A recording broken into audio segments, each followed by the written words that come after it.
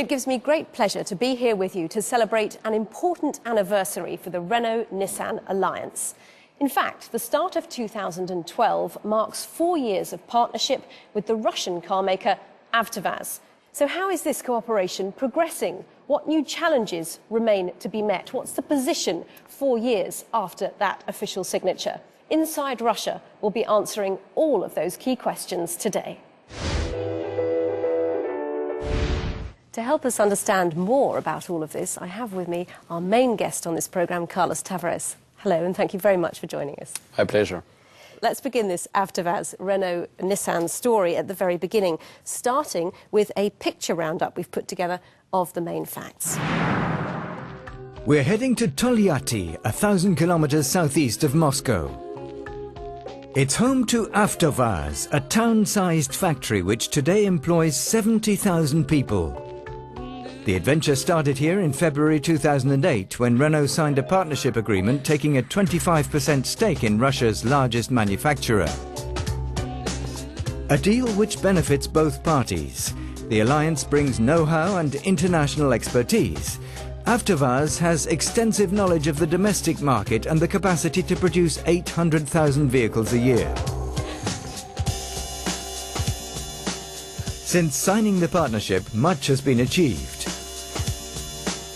APW, Alliance Production Way, has been implemented for the most recent line which produces the Lada Kalina. Considerable work has also been done on the quality of parts from local suppliers. At present, the first large project to be completed is the creation of the B0 line, common to all 3 brands, of which you'll hear more later in the programme. The partnership between Renault-Nissan and АВТОВАЗа is growing stronger, leading to the expansion of the current Lada range and the production of alliance models. The objective of the АВТОВАЗа Renault-Nissan alliance is to achieve in 2016, with all 3 brands taken into account, 40% of the Russian market and an annual production of 1.6 million cars. If we include sales of Lada, Russia is already the largest market for the group in 2011. Carlos Tavares, can I start by asking you, what was your reaction to the news that Renault had acquired a 25% stake in АВТОВАЗа back then? I would say that with 3 decades of automotive business management, I have learned that the biggest risk we have in business is not to move. And I thought, well, this is a high risk, high reward kind of decision. Obviously, it was a bold decision. Obviously, the challenge was and still is quite high, but at the same time, the potential was great. So I was quite excited for Renault and for the Renault-Nissan alliance to see that this kind of decision was made. Great. Well, I remember at that time, of course, the French business paper Les Echos hailed that deal with the headline, "Renault becomes a major force in the Russian automotive market." But what is that market like exactly? Before we go any further, Carlos Tavares, let's watch a quick overview of that. Despite growing steadily over the last few years, the Russian automobile market still has a large potential for growth. The rate of car ownership is currently at 260 cars per 1,000 inhabitants, compared with 700 per 1,000 inhabitants in Western Europe. The age of the vehicles is also high, at over 10 years on average. After Lada, the market leader, Renault and Nissan are amongst the 5 biggest selling makes in Russia, both having between 5 and 6% of the market. For Russians, owning a car is synonymous with social success. Until 2010, foreign makes had the lion's share with over 50% of sales. This led the Russian government to raise customs duty and put measures in place to protect domestic production. Hence the strategic importance of Renault's partnership with АВТОВАЗа, especially in a country which in 2016 is expected to become the largest European automobile market with 4 million vehicles a year. As we've heard, by the end of the decade only, Russia could become the leading European automobile market. That's certainly a backdrop that justifies this partnership with АВТОВАЗа. But what made them, in particular, the best fit for Renault? Well, in a partnership, the most important thing is that there is a common understanding that it is a win-win. There was an obvious complementarity between the need for modernization from one side, what we could bring in terms of technology from the other side. So this complementarity was very obvious. And there was also a very open mindset from our Russian partners to understand that for them to accelerate their progress, they also needed some external factors, in this case ourselves, to help them accelerate. And we were very eager to bring them not only the technology, but also some of our best people to help them make breakthroughs, for instance, in quality or in program management, as we did by sending to АВТОВАЗа some of our top executives, which we did also with Nissan back in 1999. So it's obviously a recipe that works then. Thank you very much indeed for explaining that. For another perspective on that story, let's hear the thoughts of Igor Komarov, who is the president, of course, of АВТОВАЗа himself. I think that Renault is one of the leaders in the world automotive industry, and what we see, it was the right decision for АВТОВАЗа, because we get a lot and gain a lot from our relations with Renault. The most important thing that we need and Renault brings to АВТОВАЗа two things, is expertise and technology. For expertise, for sure, we need substantial improvement to meet the current standards and to be competitive. And we get an expertise from Renault in almost all the spheres of design, developing car, manufacturing car, sales and marketing, technical development, production systems. For the moment, we have almost 150 people of Renault working every day in АВТОВАЗа. Last year, we trained more than 1,000 people of АВТОВАЗа, workers and engineers in different plants of Renault. And they come back, they change their understanding how the job should be done. We still have a long way to go and a lot of job to do. But what we have already done make us feel optimistic about our future. It's important to remember too, I think, that the common history hasn't always been a simple one. In particular, the economic crisis in 2008, 2009 sent the Russian automobile market into substantial decline, and АВТОВАЗа along with it. How did you support your partner through this sensitive time? Well, I would say that to a certain extent, the crisis was also contributing to the strength of this partnership, because we could overcome together this difficult moment. And major things I would highlight is the fact that we didn't stop any of the major investments that we decided to do. We continue to support with expertise, people, training, as it was mentioned by Igor Komarov. So we went through the storm together, and we faced the storm together, and we came out of the storm together. Well, let's hear now from the point of view of Bruno Ancelin. He's the managing director of Renault Russia and the chairman of the Eurasia region. Here's how he sees the cooperation with АВТОВАЗа. It's not a long and quiet river like the Volga River, of course, because in every alliance you have to solve many problems, and we solved a lot of them. But since 2009, we are on a very good track. So we must absolutely respect the identity of the Lada brand, the identity of the company АВТОВАЗа. They have their own culture that is very, very specific.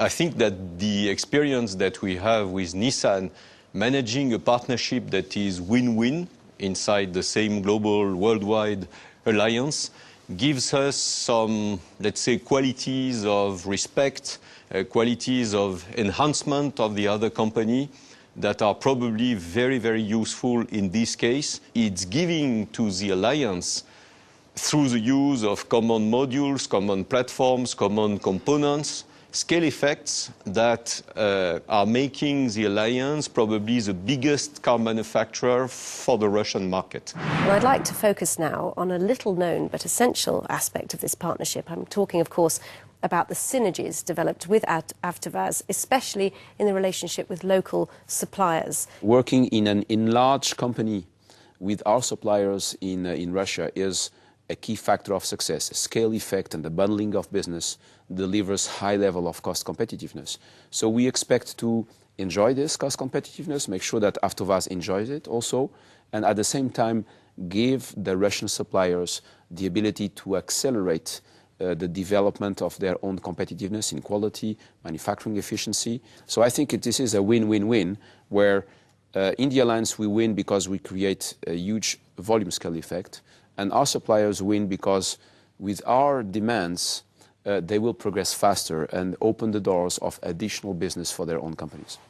You mentioned quality there, and not for the first time, and that seems to be a very key word for you. We asked Igor Komarov and Bruno Ancelin too to tell us just what was done in concrete terms to improve quality here. For AVTOVAZA, it is important to the training program for our staff, engineers, workers, and we made and organized Quality Academy and also Engineering Academy. Alliance Quality Academy, of course, it's not a building. It's a kind of informal frame, not only for АВТОВАЗ people, but also for the suppliers. And we welcome the suppliers, we coach them, we teach them with the tools in order for them to improve their quality by themselves. We decreased number of defects for the components that supplied to АВТОВАЗ during the last 3 years, almost 10 times. And also we decreased number of defects almost 3 times during the warranty period. I think that we totally changed the culture of managing the quality, because now in АВТОВАЗ many people are convinced that the quality has no cost or quite no cost. Would you echo that thought, Carlos Tavares, that quality has no cost, it's priceless? Yes, quality is above all a matter of rigor. And of course, as you may imagine, if we keep this direction in a persistent manner, after a few years, this is going to impact the image of the Lada brand in the eyes of the Russian consumer, and therefore the Lada brand is going to be considered at a much higher level than it is today. Well, 4 years on from the beginning of this partnership now, we're entering a new development phase with the construction in Togliatti of a new production line on the Logan platform called the B0 line. It's time now for our last video feature to find out a little more about that. It took 2 years to build the B0 line shared by the 3 partners Renault, Nissan and АВТОВАЗ. Eventually it will make 5 different models. 2 versions of the Lada Lagus, the first model to come off the line, which will be available in the spring. Next will follow a new Nissan and 2 Renault vehicles planned for 2013. For us it is important to have a real cooperation with our partners, to have the common project, to produce cars of different brand on the same line by same people with the similar components. That was a real challenge, and I'm sure that it has a very good result. 30,000 Ladas are expected to be built using the B0 line in the first year. And with the Renault and Nissan models, the goal is to achieve a production capacity of 350,000 vehicles a year by 2015-16. B0 already has a slogan: 3 brands, 1 line, 1 team. The opening of B0 is slated for early March. Carlos Tavares, this is clearly another major milestone for Renault and АВТОВАЗ, and of course all the teams involved.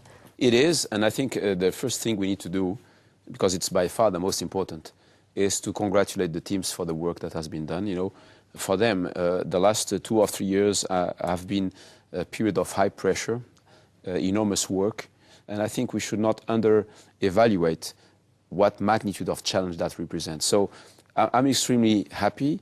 More than that, I'm proud. So B0 is your new baby, but what are the next stages beyond that to get to there? We know that we are going to continue to invest, most probably in powertrain, because powertrain needs to be localized in Russia. Very numerous agreements and contracts have already been signed in this direction. And of course, we also want to fully use the eAvto plant, where there is also a very clear product plan to be implemented. Well, we've almost come to the end of our programme, but there's one last question I'd like to ask you. There have been reports in the press recently that the Renault-Nissan alliance could eventually be acquiring a bigger stake in АВТОВАЗ. Can you say any more about that yet? Indeed, we were invited to do so, and the discussions have started a few months ago. I would like just to report that those discussions have progressed in a very constructive and positive way. And I'm sure that through this progress in the discussions and what has already been demonstrated, we have a very bright future ahead of us. And it is my sincere hope and willingness to support АВТОВАЗ to continue to be, and even more than in the past, the Russian automotive champion.